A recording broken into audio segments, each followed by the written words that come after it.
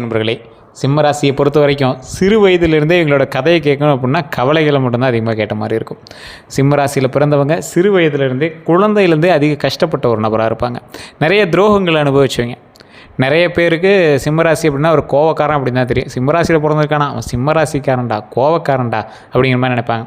ஆனால் எந்த இடத்துல கோபம் இருக்குதோ அந்த இடத்துல தான் குணம் இருக்குது அப்படிங்கிறதுக்கு இந்த சிம்மராசி தான் ஒரு எடுத்துக்காட்டு. சிம்மராசியில் இருக்கிறவங்களுக்கு தைரியம் அதிகம். அது ஒரு பெரிய ப்ளஸ் பாயிண்ட்டு. தன்னம்பிக்கையும் தைரியமும் அதிகம். இந்த ராசிக்காரர்களை பற்றி முழுமையான சில விஷயங்கள் சொல்ல போகிறோம். இது இந்த காலகட்டத்தில் உங்களுக்கு ரொம்பவே முக்கியமான ஒரு விஷயம் அப்படின்னு ஞாபகம் வச்சுக்கோங்க.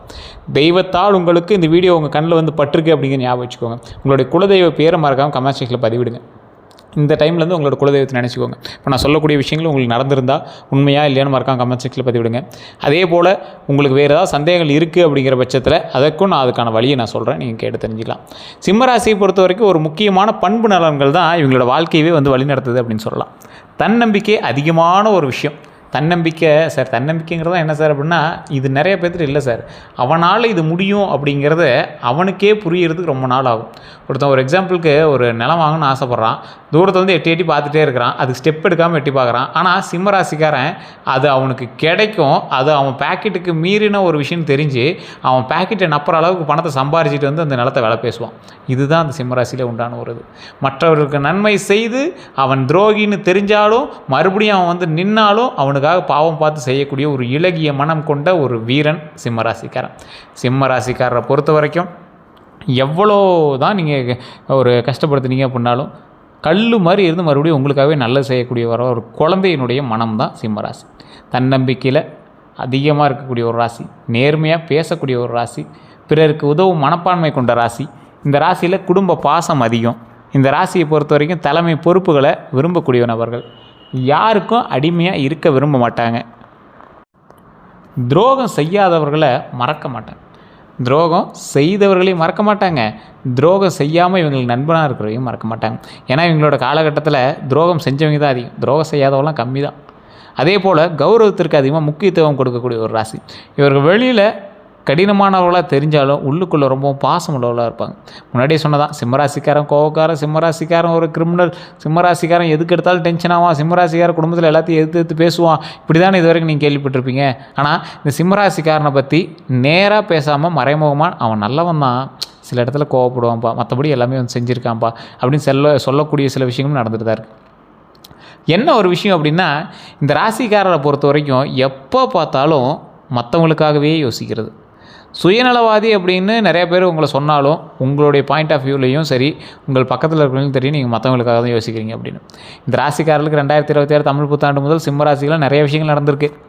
அதில் ஒரு முக்கியமான ஒரு விஷயம், கடந்த சில வருடங்களாகவே மனதில் இருந்த குழப்பங்கள், எதிர்பாராத வேலைகள் தாமதம், அதே மாதிரி எதிர்பார்த்து காத்து கொண்டிருந்த வேலையெல்லாம் ரொம்ப டிலே ஆகி தடைப்பட்டது, பணப்பிரச்சனைகள் போன்றவெல்லாம் படிப்படியாக குறைய தொடங்கக்கூடிய ஒரு காலகட்டம்.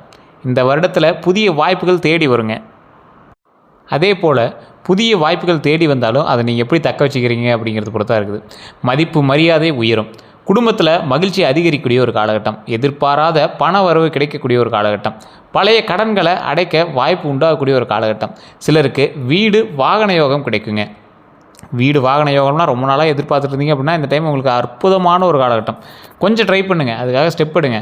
கையில் காசே இல்லை அப்படின்னாலும் இந்த டைமில் நீங்கள் ஸ்டெப் எடுத்தீங்கன்னா கிடச்சிருங்க. சார், ரொம்ப நாளாக சொந்த வீடு கட்டணும்னு ஆசைப்பட்றேன், ஆனால் கையில் காசு சேர்த்துட்டு தான் இருக்கேன், ஆனால் இன்னும் பெரிய அமௌண்ட்லாம் இல்லை சார், ஒரு ரொம்ப நீங்கள் சொல்லிக்கிற அளவுக்கு அதை சொன்னால் கூட கூச்சமாக இருக்குது சார், அவ்வளோ பணம் தான் இருக்குது கையில், நிறைய பேர் இந்த பணத்தை வச்சுட்டு வீடு கட்டணும் ஆசைப்பட்றேன்லாம் கேட்குறாங்க சார் அப்படின்லாம் நிறைய பேர் காத்துட்ருந்தீங்க அப்படின்னா இந்த காலகட்டத்தில் நீங்கள் வீடு கட்டுறதுக்கு தொடங்குனீங்க அப்படின்னா கடன் பட்டு வீடு கட்டுவீங்க. கடனை அப்புறமேட்டு அடைச்சிக்கிற அளவுக்கு தெம்பு நீங்கள் தான் உருவாக்கிக்கணும். அதாவது கடன் வாங்கக்கூடிய ராசி சிம்மராசியான்னு கேட்டால் கிடையாது. சிம்மராசிக்காரன் கடன்காரனாக இருக்கிறதுக்கு விரும்ப மாட்டான், ஆனால் சின்ன சின்ன கடன்கள் இருந்திருக்கலாம். ஆனால் இந்த ராசியை பொறுத்தவரைக்கும் இந்த காலகட்டத்தில் வீடு கட்டக்கூடிய ஒரு ராசி. அப்போ நீங்கள் என்ன பண்ணணும், ஜோதிட ரீதியாக செக் பண்ணிக்கணும். உங்களுக்கு ஏதாவது ப்ராப்ளம் இருக்கான்னு செக் பண்ணிக்கணும். பக்கத்தில் இருக்கிற ஜோதிடர்கிட்ட கொண்டு போய் உங்களுடைய ஜாதகத்தை கொடுங்க. உங்களுடைய பிறந்த தேதி, பிறந்த நேரம், பிறந்த ஊரை அவங்களுக்கே சொன்னீங்க அப்படின்னா ஆட்டோமேட்டிக்காக ஜாதகம் ரெடி பண்ணி கொடுத்துருவாங்க. அவங்க சொல்லுவாங்க, சார் உங்களுக்கு இது செட் ஆகுது செட் ஆகலை அப்படின்னு சொல்லுவாங்க. இல்லை சார் எனக்கு சாட்டிஸ்ஃபை ஆகலை அப்படின்னா கீழே ஒரு நம்பர் கொடுத்து அந்த நம்பருக்கு ஃபோன் பண்ணுங்கள். அதில் உங்களுடைய ஜாதகத்தை நீங்கள் வந்து வாட்ஸ்அப் மூலமாக அனுப்பினாலும் சரி, இல்லை பேசி உங்களுடைய டீட்டெயில்ஸ் அனுப்பினாலும் சரி. இப்போ வெளிநாட்டில் இருந்திருக்கீங்க அப்படின்னா வாட்ஸ்அப்பில் கூட நீங்கள் தொடர்பு கொள்ளலாம். ஒரு பிரபல ஜோதிட நம்பர் தான் கொடுத்துட்டு நீங்கள் அட்வர்டைஸ்மெண்ட்டாக நினச்சாலும் சரி, எதுவாக நினச்சாலும் சரி. இந்த ஜாதகத்தை பொறுத்த வரைக்கும் இந்த ராசிக்காரர்களுக்கு எப்படி இருக்கும் ஏ டு Z எல்லாமே கம்ப்ளீட்டாக சொல்லிடுவாங்க. அப்பாயின்மெண்ட் பேசிஸில் மட்டும்தான் ஜோதிடம் பார்ப்பாங்க. ஐடியா இருக்கிறவங்க மட்டும் பண்ணுங்கள். இது ஒரு பிரபல ஜோதிடருடைய நம்பர், விவிஐபி ஜோதிடர். 200க்கும் மேற்பட்ட ஜோதிடர்களுக்கு ஆசான். இப்போவுமே அதுக்குன்னு டைம் ஸ்பெண்ட் பண்ணிகிட்டு இருக்காங்க. ஒரு குறிப்பிட்ட டைமில் வந்து கிளாஸஸ் போயிட்டுருக்கும் மற்றவங்களுக்கு. மீதி நேரத்தில் உங்களுக்கு வந்து ஜோதிடம் பார்த்து கொடுப்பாங்க. நிறைய பேருக்கு ஜோதிடம் கற்றுக் கொடுக்கக்கூடியவர். ஸோ குரு பயிற்சி பலன் 2026 நிறைய பேர் வெயிட் பண்ணிட்டு இருந்தீங்க. குரு பகவானால் அருள் வந்து சிம்மராசிக்காரர்களுக்கு எப்படி இருக்க போகுது அப்படின்னு. நிறைய பேருக்கு இந்த விஷயம் தெரிஞ்ச விஷயந்தான். சிம்ம ராசிக்கு வந்து அதிபதி குரு பகவான். இந்த சிம்ம ராசியினுடைய அதிபதி குரு பகவானாக இருந்தாலும் குரு பகவான் உங்களுக்கு வந்து சாதகமாக பலன் சொல்கிறாரு. இன்னொரு விஷயம், இந்த ராசிக்காரருக்கு குரு பகவானோட பலன் ஓரளவுக்கு பரவாயில்லையாக இருக்குது இந்த காலகட்டத்தில். இப்போ கணிக்கிறதுக்கு தான் கொஞ்சம் சிறிய நேரம் எடுத்துக்கிச்சு. குரு பகவான் வந்து அருள் வந்து ஒரு முக்கியமான ஒரு காலகட்டத்தில் உங்களுக்கு படுதுங்க. நல்லா ஞாபகம் வச்சுக்கோங்க. தொழில் ரீதியான விஷயம், பண விஷயம், குடும்ப விஷயம், இந்த 3 விஷயத்தில் உங்களுக்கு ஆப்டாக உதவுது. பதவி உயர்வு வாய்ப்பு, அரசு வேலை முயற்சி வெற்றி, தொழிலில் புதிய கிளை தொடங்கும், அதுக்கான புதிய வாய்ப்பு. அதாவது நீங்கள் புதுசாக ஏதாவது பிரான்ச் ஓப்பன் பண்ணுறீங்கன்னா நல்ல வாய்ப்பு. வெளிநாடு தொடர்பு கிடைக்குது. பண வரவை பொறுத்த வரைக்கும் நிறுத்தி வச்சிருந்த பணம்லாம் திரும்ப வரக்கூடிய ஒரு காலகட்டம். பூர்வீக சொத்து தொடர்பான நல்ல முடிவுகள் எடுக்கக்கூடிய ஒரு காலகட்டம். சேமிப்பு அதிகரிக்கக்கூடிய ஒரு காலகட்டம். குடும்ப ரீதியாக பார்க்கும்போது குடும்பத்தில் ஒற்றுமை அதிகரிக்கக்கூடிய ஒரு நீண்ட நாட்களாக இருந்த பிரச்சனைகள் முடிவு வரக்கூடிய ஒரு காலகட்டம். உறவினர்கள் மூலம் நல்ல செய்தி உண்டாகக்கூடிய ஒரு காலகட்டங்க. குரு பயிற்சியில் செய்ய வேண்டிய விஷயங்கள் அப்படின்னா நிறைய நல்ல விஷயங்கள் நடக்கிறது. நிறைய பேருக்கு தெரியாத ஒரு விஷயம், குரு வந்து உங்களுக்கு சாதகமான அதிபதி. உங்களுக்கு குரு முக்கியமான ஒரு அதிபதி அப்படின்னா சூரிய பகவான். சூரிய பகவானை பொறுத்த வரைக்கும் உங்களுக்கு வந்து சுட்டெரிக்கக்கூடிய சூரிய பகவான். அதுபோல் தான் உங்களுடைய ராசி. மற்றவங்க பக்கத்தில் இருந்தாங்கன்னா செட்டானால் பார்ப்பீங்கலாம் சுட்டு எரிச்சு விடுவீங்க. அந்த மாதிரி ஒரு ஆள் நீங்கள். ஸோ இந்த குரு பயிற்சியில் செய்யக்கூடாத தவறுகள்னால் பெரியவங்ககிட்ட அவமதிப்பு கூடவே கூடாது. பெரியவங்களை எதிர்த்து பேசாதீங்க. தேவையில்லாத கடன் வாங்கக்கூடாது. பொய் வாக்குறுதி கொடுக்காதீங்க. நண்பர்களை கண்மூடித்தனமாக நம்பக்கூடாது. ஸோ இந்த மாதிரி விஷயத்தை கொஞ்சம் எச்சரிக்கையாக இருந்தீங்க அப்படின்னா வாழ்நாள் முழுவதும் நன்மையாக இருப்பதற்கு இந்த காலகட்டம் உங்களுக்கு வழிவகுக்கிறதுக்கு ஒரு மிகப்பெரிய அற்புதமான விஷயமா இருக்குதுங்க.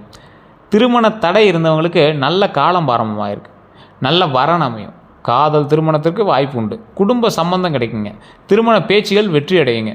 திருமணம் ஆகிட்டவங்களுக்கு நிறைய பேருக்கு இது கேட்டுகிட்டே இருக்கீங்க. கணவன் மனைவி உறவு வந்து மேம்படும். பிரிந்து இருந்தவங்க சேரக்கூடிய வாய்ப்பு உண்டாகுதுங்க. திருமணம் ஆனவங்களுக்கு நான் முன்னாடியே சொன்னதான், எல்லா வீடியோலையும் நான் சொல்கிறதான், திருமண ரீதியாக பிரச்சனைகள் இருக்கும் பட்சத்தில் எந்த ராசிக்காரராக இருந்தாலும் திருச்செங்கோடு அர்த்தநாரீஸ்வரர் ஆலயத்துக்கு சென்று வந்தால் மிகப்பெரிய புண்ணியம் கிடைக்குது. அந்த புண்ணியம் மிகப்பெரிய ஒரு சாப விமோச்சனம் அப்படின்னு சொல்லலாம். திருமண ரீதியாக இருக்கக்கூடிய சிக்கல்கள் தீருது. ஏன் அங்கே தீருது? என்ன காரணம்? ஏன்னா சிவனும் பார்வதியும் ஒரு சேர ஒரே உருவத்தில் காட்சி கொடுக்கக்கூடிய அர்த்தநாரீஸ்வரர் ரூபம் அங்கே தான் இருக்குது. வெள்ளை தசபாசானத்தால் செய்யப்பட்ட சிலையும் அங்கே தான் இருக்குது. பக்கத்தில் முருகர்னு இருக்கார். முருகர் வந்து செங்குட்டு வேலவன் அப்படிங்கிற பெயரோடு இருக்கார். மேலே உச்சி பிள்ளையார் இருக்கார். இப்போ குடும்பத்தில் இருக்கிற 4 பேரும் ஒட்டுக்காக இருக்காங்க ஒரே மலை மேலே. அதை படிக்கட்டு வழியாக போனீங்கன்னா 1200 படிக்கட்டுகள். போகிற வழியில் 60 அடி பாம்பு பார்ப்பீங்க. அந்த பாம்பு சிலை இருக்கும். அதுக்கு தனியாக பூஜைகள் நடக்கும். நீங்கள் வண்டி வாகனங்கள் கூட மேலே போயிட்டு வரலாம். இந்த கோயிலை பொறுத்த வரைக்கும் மிகப்பெரிய பாவ புண்ணியங்கள் எல்லாமே கணக்கெடுக்கக்கூடிய ஸ்தலம்னு சொல்லுவாங்க. பாவங்கள் கரையக்கூடிய ஸ்தலம். உங்களுக்கு பிரச்சனைகள், திருமண ரீதியான பிரச்சனைகள் தான் சரியாகக்கூடிய தலம். திருமணம் ஆனவங்க அங்கே போய் அடிக்கடி மாலை மாற்றிக்குவாங்க. ஒரு அற்புதமான ஸ்தலமாக அந்த இடம் வந்துருக்குது. அதே போல் இந்த கோயில் கண்டிப்பாக போயிட்டாங்க பல பிரச்சனைகள் தீருங்க. அதே போல் குழந்தை பாக்கியம் உண்டாவதற்கு ஒரு அற்புதமான ஸ்தலம். ஒரு நிறைய பேர் கேட்டிருந்த ஒரு கேள்வி, சிம்மராசிக்காரன்னு கேட்டுருந்தீங்க அப்படின்னா இந்த கோயிலுக்கு போயிட்டு வாங்க. மேல்மலையனூர் அங்காள பரமேஸ்வரி கோயில் உங்களுக்கு தெரிஞ்சிருக்கும். அமாவாசை நாட்களில் போனால் அந்த இடத்துல நவரத்துக்கு இடம் இருக்காது. மற்ற நாட்களில் கூட உங்களுக்கு ஃப்ரீ டைம் இருந்துச்சுன்னா வளர்பிறை டைமில் போயிட்டு வாங்க. திருவண்ணாமலை கோயிலுக்கு போய்ட்டு மேல்மலையனூர் கோயிலுக்கு போய்ட்டு அப்படியே இந்தாண்ட பழனியில் திரு ஆவினங்குடி, பழனிக்கு கீழே திண்டுக்கல் மாவட்டம் பழனியில் திரு ஆவினங்குடி அப்படிங்கிற கோயில் பழனி அடிவாரத்துலேயே இருக்குது. நடந்தீங்கன்னா அந்த இடத்துல இருக்கும். நேராக அந்த வாசலுக்கு நேராக மலை ஏறக்கூடிய இடங்களுக்கு நேர் வாசலில் முன்னாடி போனீங்கன்னா அங்கே திரு ஆவினங்குடியில் முருகர் இருப்பார். அந்த முருகரை வந்து வழிபட்டு மேலே வாழ தண்டாயுதபாணியை வழிபட்டு வந்தீங்க அப்படின்னா மிகப்பெரிய ஒரு வரம் கிடைக்கும். குழந்தை வரமுக்காக காத்திருக்கிறவங்களுக்கு நல்ல செய்தி கிடைக்கும். மருத்துவ சிகிச்சைகள் வெற்றி பெறும். குழந்தைகளால் பெருமை ஏற்படும். இது எல்லாமே இந்த காலகட்டத்துக்கு உங்களுக்கு பொருந்தும். ஏற்கனவே குழந்தைகள் உள்ளவர்களுக்கு கல்வியில் முன்னேற்றம் உண்டு. போட்டித் தேர்வில் வெற்றி. வெளிநாட்டு கல்வி வாய்ப்பு அதிகமாகவே உண்டு.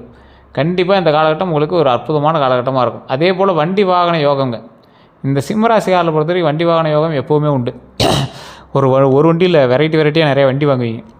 ஏற்கனவே நிறைய பேர் வண்டியோட தான் சுற்றிட்டு இருப்பீங்க.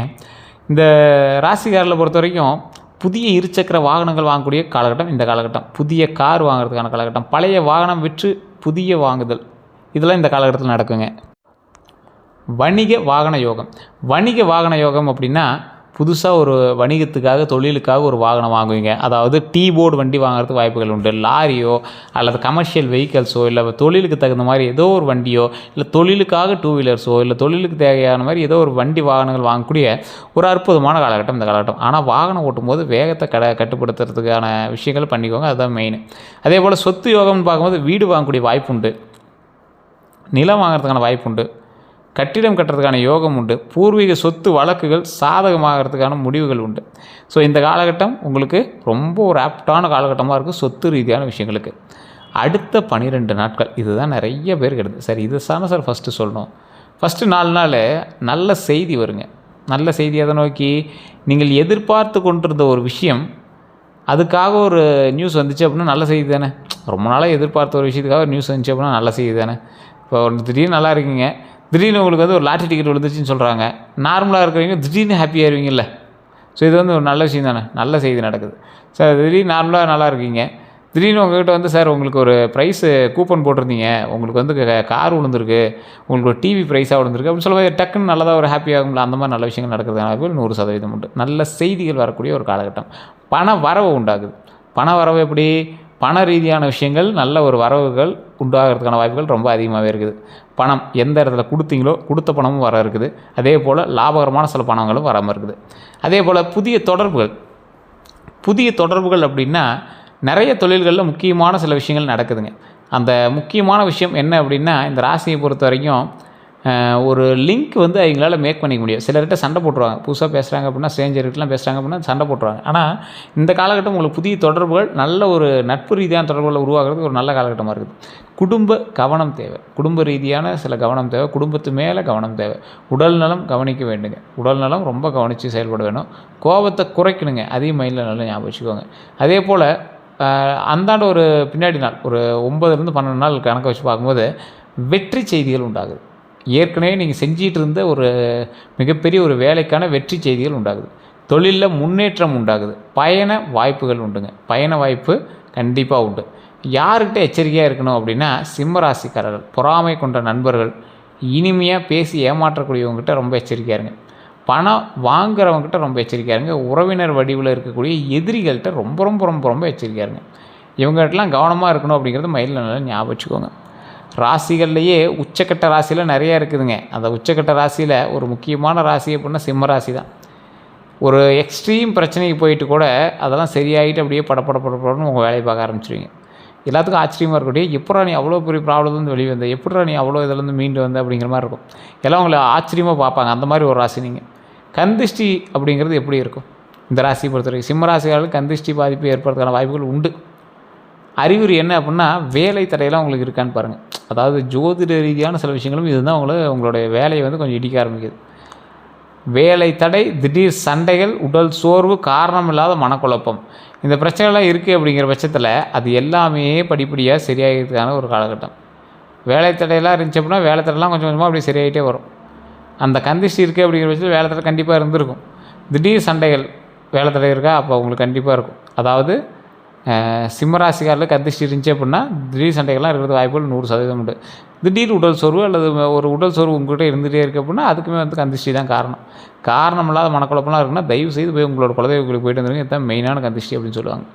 அதே போல் எந்த தெய்வத்தை வணங்கணும் அப்படின்னா, முதன்மையாக தெய்வங்கள் அப்படின்னு பார்த்தா அவங்களோட குலதெய்வம் ஃபஸ்ட்டு பாயிண்ட்டு, சூரிய பகவான் 2வது பாயிண்ட்டு, சிவபெருமான் 3வது பாயிண்ட்டு, அடுத்தது முருகபெருமான், நரசிம்மர், ஆஞ்சநேயர், துர்க்கையம்மன். இப்போ இந்த நரசிம்மர், ஆஞ்சநேயர், துர்க்கையம்மன்லாம் நீங்கள் பார்க்குறீங்க அப்படின்னா, நரசிம்மர், ஆஞ்சநேயர்லாம் பார்த்திங்கன்னா முகம் ஒன்று உடல் வேறு. அதாவது ஏதோ ஒரு விஷயத்தில் சின்ன சின்ன வேறுபாடுகள் கொண்ட சில தெய்வத்தினால உங்களுக்கு வந்து பாவ விமோசனம் தருவதற்கான வாய்ப்புகள் உண்டாகுது அப்படின்னு ஞாபகம் வச்சுக்கோங்க. அதே போல் எந்த கோயிலுக்கு செல்லணும் அப்படின்னா, தமிழ்நாட்டில் சூரியனார் கோயில், திருச்செந்தூர் முருகன் கோயில், பழனி முருகன் கோயில், நாமக்கல் ஆஞ்சநேயர் கோயில், சோளிங்கர் நரசிம்மர் கோயில். ஸோ இந்த ஆலயத்துலாம் போயிட்டு இருந்தீங்க அப்படின்னா உங்களோட ப்ராப்ளம் சால்வ் ஆகுது. எந்த நிற ஆடை நல்லது அப்படின்னா, அதிர்ஷ்ட நிறங்கள்னால் மஞ்சள் போடுங்க. அதே போல் ஆரஞ்சு, தங்க நிறம், சிவப்பு, இது எல்லாமே உங்களுக்கு ரொம்ப அற்புதமான ஒரு விஷயங்க. தவிர்க்க வேண்டிய நிறங்கள் கருப்பு. முக்கியமான நிகழ்வுகள் அடர் சாம்பல்னு சொல்லுவாங்கள்ல, ஒரு லைட் சாம்பல் மாதிரி இருக்கும், அடர் சாம்பல்னு சொல்லுவாங்க. கருப்பு வந்து போடவே போடாதீங்க. அடுத்த சாம்பல் கொஞ்சம் கருப்பு மாதிரி தெரியுற எந்த இதுவுமே போடாதீங்க, அது கொஞ்சம் நல்லது. இல்லை சார் நாங்கள் முற்போக்கு அப்படின்னா உங்களோட விருப்பம் தான். இது வந்து அதுக்கான நிறத்தை பற்றி தான் சொல்கிறோம். இல்லை சார் நீங்கள் சொன்ன கலரில் மஞ்சள் கலர் சட்டை போட சொல்கிறீங்களே அது நல்லதான்னு கேட்டால், மஞ்சள் கலர் சட்டை போட சொல்ல, மஞ்சள் கலர் ஆடை நிறம் உங்களுக்கு நல்லது. அப்போ மஞ்சள் கலரில் கட்சி வச்சுருந்தா கூட அது நல்லதான் அப்படிங்கிறேன். அதே போல் தானமாக கொடுக்க வேண்டிய ஆடைகள் அப்படின்னு பார்த்தா மஞ்சள் வேட்டி, மஞ்சள் சேலை, ஆரஞ்சு நிற ஆடை, பள்ளி மாணவர்களுக்கு யூனிஃபார்ம், சீருடை. இது நீங்கள் பண்ணிங்கன்னா ரொம்ப நல்லதுங்க. எந்த ரத்தினம் அணியலாம் அப்படின்னா சூரியனோட அருள் பெற்ற மாணிக்கம், ரூபி அப்படின்னு சொல்லுவாங்கள்ல, அது அணிஞ்சிங்க அப்படின்னா ரொம்ப நல்லது. மாற்றுக்கற்கள்னு பார்த்தா கார்னெட்டு, அது சன்ஸ்டோன் அதெல்லாம் சொல்லுவாங்க. அனுபவமுள்ள ஜோசியர்கிட்ட ஆலோசனையோடு அதை கேட்டு அணிஞ்சு பண்ணிங்க அப்படின்னா இன்னும் நல்லதுங்க. சிம்மராசியாளர்களுக்கு ரகசிய அதிர்ஷ்டங்கள் அப்படின்னா 1, 3, 5, 9. ஸோ இது வந்து அதிர்ஷ்டமான எண்கள் அப்படின்னு சொல்லுவாங்க. அதிர்ஷ்ட கிழக்குகள் வந்து அதிர்ஷ்ட கிழமைகள் வந்து பார்த்திங்கன்னா ஞாயிறு, வியாழக்கிழமை. அதே போல் அதிர்ஷ்ட திசை அப்படின்னா கிழக்கு திசைங்க. ஸோ அதனால் அதை ஞாபகம் வச்சு பாருங்கள். அதிர்ஷ்ட மலர்கள் அப்படின்னா செந்தாமரை, செம்பருத்தி, மஞ்சள், அரளி. இதுதான் வந்து உங்களுக்கு அற்புதமான ஒரு மலர்கள் அப்படின்னு சொல்லுவாங்க. ஸோ இந்த ராசிக்காரரை பொறுத்த வரைக்கும் ஒரு முக்கியமான விஷயத்தை சொல்லணும் அப்படின்னா, 2026 தமிழ் புத்தாண்டு பிறந்துச்சு, குரு பேச்சு பிறந்துச்சு, அடுத்தடுத்து எல்லாம் பிறந்துகிட்டே தான் இருக்குது. அதில் எந்த இது சிம்மராசிக்காரர்களுக்கு நல்லது அப்படின்னா மதிப்பு உயர்வு தரக்கூடிய ஆண்டாக இந்த ஆண்டு அமையுது. பண வரவு அதிகரிக்கக்கூடிய ஆண்டாக அமையுது. திருமண யோகம் தரக்கூடிய ஒரு ஆண்டாக அமையுது. குழந்தை பாக்கியம் கிடைப்பதற்கான ஒரு அற்புதமான ஆண்டாக கிடைக்குது. வாகன யோகம் அமையும் ஆண்டாக கிடைக்குது. சொத்து சேர்க்கும் ஆண்டாக கிடைக்குது. ஆனால் அகந்தை, கோபம், அவசர முடிவுகள் ஆகியவற்றை கட்டுப்படுத்தினா தான் இந்த முடிவுகள் முழு நன்மைகளையும் அனுபவிக்க முடியும் அப்படிங்கிறது ஞாபகம் வச்சுக்கோங்க. சூரியனை போல ஒளிரும் சிம்ம ராசிக்காரர்களுக்கு 2026 புதிய உயர்களை கொடுக்கும், புதிய உயரங்களை தரும் ஆண்டவராக நீங்கள், புதிய உயரங்களை தரக்கூடிய ஆண்டாக நீங்கள் அமையுது அப்படிங்கிறது ஒரு பக்கம் இருந்தாலும், புதிய உயரத்தை தொடுவதற்கு ஆண்டவனாக வந்து உங்களுக்கு உறுதுணையாக இருப்பார். அதை மைண்டில் ஞாபகம் வச்சுக்கோங்க. நீங்கள் ஸ்டெப் எடுத்தால் பலன் உண்டு. உங்களை மீறி உங்களை யாரும் நெருங்கி உங்களை வந்து டிஸ்டர்ப் பண்ண முடியாது. அது மட்டும் மைண்டில் ஞாபகம் வச்சுக்கோங்க. வேறு ஏதாவது கருத்துக்கள் இருந்தால் மறக்காம கமெண்ட் செக்ஷனில் பதிவிடுங்க. உங்களுடைய கருத்துக்கள் எதுவாக இருந்தாலும் சொல்லுங்கள். இப்போ நான் சொன்னது உண்மையாக இல்லையான்னு மறக்காம கமெண்ட் செக்ஷனில் பதிவிடுங்க. அதே போல் இதுவரை நம்ம சேனல் சப்ஸ்கிரைப் பண்ணிக்கோங்க. பக்கத்தில் பெல் பட்டன் மறக்காம ப்ரெஸ் பண்ணிக்கோங்க. அதே போல் ஃபேஸ்புக்கில் பார்க்குறீங்கன்னா ஃபாலோ பண்ணிக்கோங்க. எல்லாருக்கும் நன்றி நண்பர்களே.